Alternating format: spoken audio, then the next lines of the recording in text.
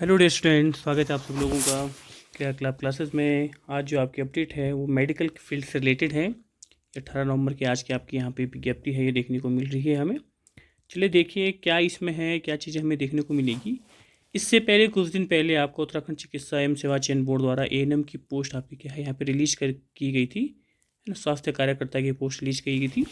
उसी क्रम में आज ये जो विज्ञप्ति है हमें, ये आपको क्या है नर्सिंग अधिकारी की देखने को मिल रही है 2025। साथ में बैकलॉग के पद भी इंक्लूड किए गए हैं। ऑनलाइन आवेगी आज 18 तारीख इसका एडवर्टाइजमेंट आया है। आपकी जो फॉर्म भरना है जो स्टार्ट होगा आवेदन पत्र, वो 2 दिसंबर से शुरू होगा। साथ ही साथ अंतिम तिथि आपकी 22 दिसंबर को होने वाली है। और यही अंतिम तिथि क्या है आपकी फ़ी पेमेंट की भी होगी शाम 5 बजे तक। ठीक है भाई, ये समूह के अंतर्गत आता है। सर्वप्रथम तो इसमें क्या है, बैकलॉग के 103 पद हैं। रिक्तों की संख्या घट बढ़ सकती है एज यूजुअल।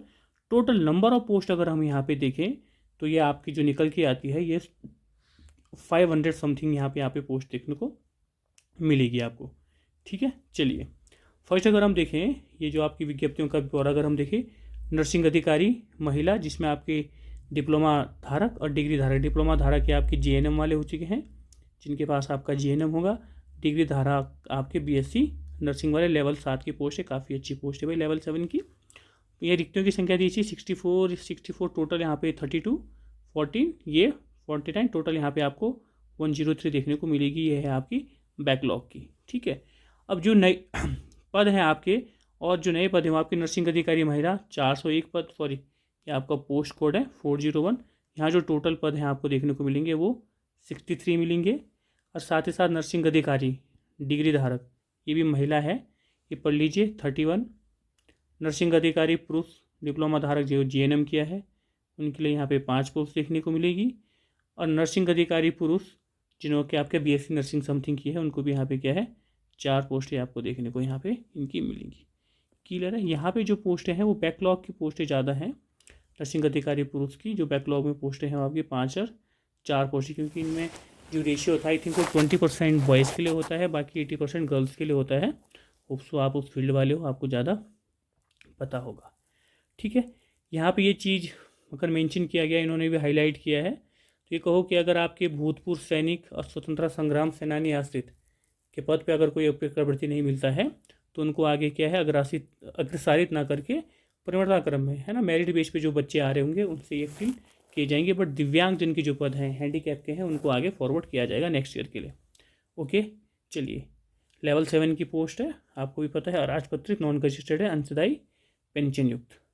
ओके, क्या क्या होना चाहिए आपके पास भैया, बीएससी नर्सिंग ऑनर्स, या आपके पास क्या है पोस्ट बीएससी नर्सिंग या जनरल नर्सिंग और मिडवाइफरी मनोरोग का डिप्लोमा होना चाहिए, जैसा कि आपको पता ही है। साथ ही साथ उत्तराखंड में आपका ये देखो उत्तराखंड नर्सिंग धात्री, ये सब आपको पता है। एक सिंपल सा है आपका बीएससी नर्सिंग होगा आपके पास, या आप पोस्ट बीएससी नर्सिंग वाले हो, या आप जीएनएम वाले हो, तो इन पोस्टों के लिए आप क्या हो एलिजिबल हो। ठीक है, ये अधिमानी अर्हता है, होगी तो ठीक, नहीं होगी तो बढ़िया बात है। ये कब काम आता है, अगर आपके क्या है सेम मार्क्स है, अगर आपके क्या है बराबर मार्क्स नंबर हैं, तब जाके आपकी क्या है ये चीज़ें देखी जाती हैं। ओके, यहाँ पे जो हाईलाइट करने वाली बात है, क्योंकि एक मुद्दा आपके शायद कोर्ट में भी गया था इस पर, तो ये हाईलाइट वाली बात है कि आपका यहाँ पे रजिस्ट्रेशन होना ज़रूरी है। उत्तराखंड नर्सिंग और धात्री परिषद में आपका रजिस्ट्रेशन होना जरूरी है। आपका यहाँ पे काउंसलिंग कह रहा में जो आपका नॉमिनेशन होता है उस राज्य के, जो आपकी नर्सिंग काउंसिल में वहाँ रजिस्ट्रेशन होता है, वो आपका होना ज़रूरी है। साथ ही साथ आप ये देख लीजिए, आवेदन की रसीद मान्य नहीं होगी, आपके पास पूरा जो डिप्लोमा होना चाहिए। साथ ही साथ आवेदन की अंतिम तिथि तक होना चाहिए। अगर इसके आवेदन की अंतिम तिथि 22 दिसंबर अगर यहाँ पे है, 22 दिसंबर यहाँ आवेदन की अंतिम तिथि है, तो ये अंतिम तिथि से पहले आपका क्या होना चाहिए रजिस्ट्रेशन होना ज़रूरी है। ये आप ध्यान रखिए। ठीक है, ये 22 तारीख को अंतिम तिथि है ना, 22 दिसंबर को, तो इससे पहले का रजिस्ट्रेशन आपका होना बहुत ज़रूरी है। क्लियर है, ये चीज़ आपको ध्यान रखनी है। न्यूनतम एज 21 है और मैक्सिमम 42 देखने को मिलेगी। SC ST को यहाँ पे क्या है 5 साल का यहाँ पे एज रिलैक्सेशन आपको देखने को मिलेगा। ये सब चीज़ें भी आप उसी क्रम में पढ़ सकते हो। ठीक है, अब बात आ रही है कि क्या अदर स्टेट किस में एलिजिबल है। तो भैया सर्वप्रथम आप देखिए उत्तराखंड का मूल निवासी होना चाहिए या स्थायी निवासी प्रमाण पत्र धारित हो, तो बाहर के स्टेट वाले इसके लिए एलिजिबल नहीं है, क्योंकि ये जो पोस्ट होती है आपकी ग्रुप सी की पोस्ट है, तो बाहर वाले भी इसमें एलिजिबल नहीं है। ठीक है, और क्या कहना चाह रहे हैं, इन्होंने जो इंटरमीडिएट और हाई स्कूल है वो यहाँ से क्या होना चाहिए, बाहर वाले कौन एलिजिबल है कि अगर आपके जो पेरेंट्स हैं वो मिलिट्री में है, पैरा मिलिट्री में है, या राज्य सरकार या सेंट्रल गवर्नमेंट के किसी ऐसी पोस्ट पे हैं जो यहाँ उत्तराखंड राज्य में जॉब कर रहे हैं, बट उनका क्या है यहाँ से ट्रांसफ़र नहीं होता उत्तराखंड से बाहर, तो वो लोग भी क्या है, उनके पति पत्नी पुत्र पुत्री भी क्या है इस पोस्टों के लिए क्या है एलिजिबल होंगे। क्लियर है। या साथ ही साथ यहाँ से उत्तराखंड का कोई मूल निवासी है, वो उत्तराखंड से बाहर हो रहा है, उसने पढ़ा है, उसके माँ बाप की जॉब है, तो क्योंकि उसका फिर अगर वो बाहर जॉब, इसी बात है कि पेरेंट्स की बाहर अगर जॉब रही होगी तो उसने 10-12 यहाँ से नहीं किया होगा, तो ऐसे लोग भी यहाँ के एलिजिबल नहीं हैं। अदर स्टेट के बाहर बाकी यहाँ एलिजिबल नहीं है, क्योंकि राज्य का मूल निवासी या स्थायी निवासी प्रमाण पत्र धारिता होना चाहिए। और ये इसका क्या है, अदर केस है कि कौन एलिजिबल है। क्लियर है। अगर आप कहीं जॉब कर रहे हो केंद्र सरकार या राज्य सरकार में, तो आपको क्या करना पड़ेगा, अनापत्ति प्रमाण पत्र प्रस्तुत करना पड़ेगा। इसका बेसिकली फ़ायदा यह है कि आप पहले से अगर कहीं नर्सिंग अधिकारी के ग्रेड के पोस्ट पे हो, या किसी ऊँच या किसी आप सेम लेवल की पोस्ट पे हो, तो आपका क्या है जो वेतन संरक्षण का लाभ आपको यहाँ पे मिल जाता है। ये वेतन संरक्षण का लाभ आपको यहाँ पे मिल जाता है, ये आप ध्यान रखिए। मतलब वो सर्विस आपकी यहाँ काउंट हो जाएगी। जैसे अगर आप अभी क्या है DSSB में नर्सिंग ऑफिसर की पोस्ट पे हो, या आप किसी मल्टीनेशनल कंपनी में जो सरकार के अंडर है वहाँ पे हो, आपको 2 साल हो गए यहाँ पे निकल जाते हो, तो वो 2 साल आपके क्या होंगे, सर्विस में काउंट हो जाएंगे। बस अनापत्ति प्रमाण पत्र का ये लाभ मिल जाता है, आपका वेतन संरक्षण भी मिल जाता है। क्लियर है भाई। ये अंतिम तिथि तक आपके पास सारे के सारे डॉक्यूमेंट्स होने चाहिए, उसके बाद रिजल्ट नहीं आना चाहिए। 22 दिसंबर के बाद अगर आपका कोई भी रिजल्ट आता है, या कोई भी डॉक्यूमेंट अगर 22 दिसंबर के बाद बनता है या उसमें डेट होती है, तो वो एलिजिबल नहीं होगा। ठीक है, ये छोटी छोटी चीज़ें हैं।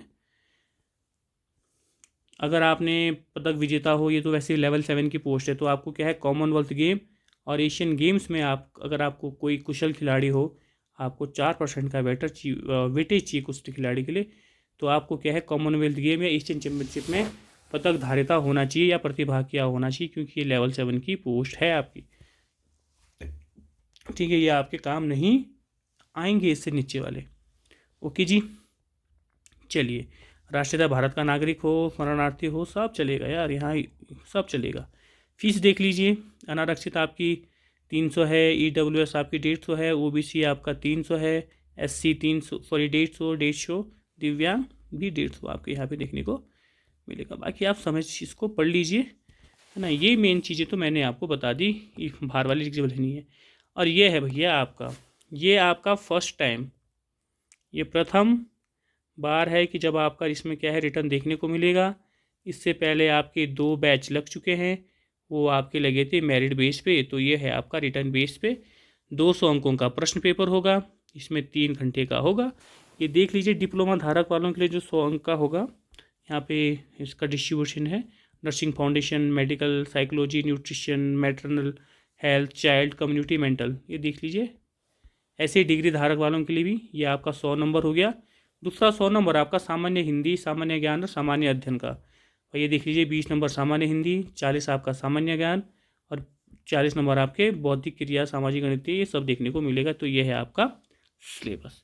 ठीक है, तो क्या झटका लगा, पहला तो झटका तो यही लगा कि इस बार आपका क्या है, पेपर बेस्ड पे होगा, मेरिट बेस पे नहीं होने वाला है, जैसे कि इससे पहले 2 बैच आपके मेरिट बेस पे हुए थे। तो ये है आपकी नर्सिंग से रिलेटेड। क्लियर है भाई। इससे रिलेटेड अगर आपको कुछ भी कोई जानकारी चाहिए, या अगर आपको कोई भी डाउट अगर आपको होता है, तो आप कमेंट बॉक्स में मैसेज कर सकते हो, पूछ सकते हो। या हमारा टेलीग्राम चैनल है क्रिया क्लाब क्लासेस, इसी नाम से होगा आपके पास, क्रिया क्लाब, यहाँ पे होगा आपके पास क्रिया क्लाब क्लासेस करके आपके पास क्या है, टेलीग्राम चैनल है। आप वहाँ से उसको क्या है, ज्वाइन कर सकते हैं, कुछ पूछ सकते हो, या आप इस नंबर पे क्या है, मैसेज कर सकते हो 9258656980 पे भी क्या आप व्हाट्सएप मैसेज कर सकते हो। क्लियर है। बाकी इस पर कॉल वॉल नहीं लगेगा, आप किसी सिंपल से मैसेज कीजिएगा। बाकी इतना ही, जुड़े रहिए क्लैप क्लाब के साथ। और प्लीज़ अगर कोई इन्फॉर्मेटिव अगर आपको कोई जानकारी मिली हो, तो चैनल को लाइक शेयर भी ज़रूर कीजिएगा अपने दोस्तों के साथ। आज के लिए सब इतना ही, बाकी जुड़े रहिए। Thank you.